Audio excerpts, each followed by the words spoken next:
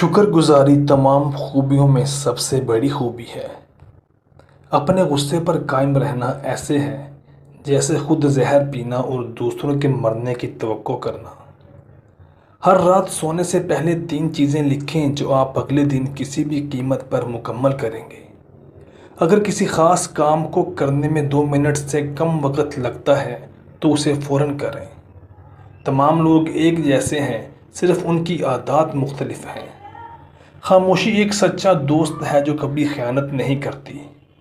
جو دوسروں کی بھلائی چاہتا ہے اس نے اپنی حفاظت پہلے سے کر لی ہے۔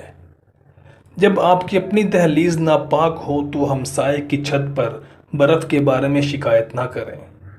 شریف آدمی دیکھتا ہے کہ کیا صحیح ہے، چھوٹا آدمی دیکھتا ہے کہ کیا فائدہ مند ہے۔ 3 طریقوں سے ہم حکمت عملی سیکھ سکتے ہیں۔ پہلا، غور و فکر کرنا جو کہ بہترین ہے۔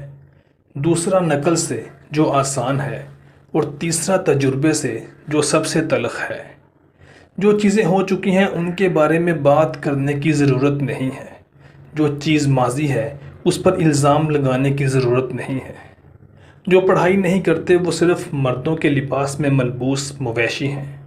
زیادہ سنیں، جب آپ کو شک ہو خاموش رہیں۔ ہمیشہ زبان کا خیال رکھیں۔ بہت کچھ دیکھیں، آپ کو زندگی میں بہت کم افسوس کرنا پڑے گا۔ ہم ارجنٹ کام کرنے میں اتنے مصروف رہتے ہیں کہ امپورٹنٹ کام کرنے سے رہ جاتے ہیں۔ یہیں سے ہمارا زوال شروع ہوتا ہے۔ اس سے پہلے کہ آپ انتقام کے سفر پر نکلیں، 2 قبریں کھودیں۔ اگر آپ مستقبل کو بہتر دیکھنا چاہتے ہیں تو ماضی کا مطالعہ کریں۔ جب آپ کا غصہ بڑھے تو اس کے نتائج کے بارے میں سوچنا شروع کر دیں۔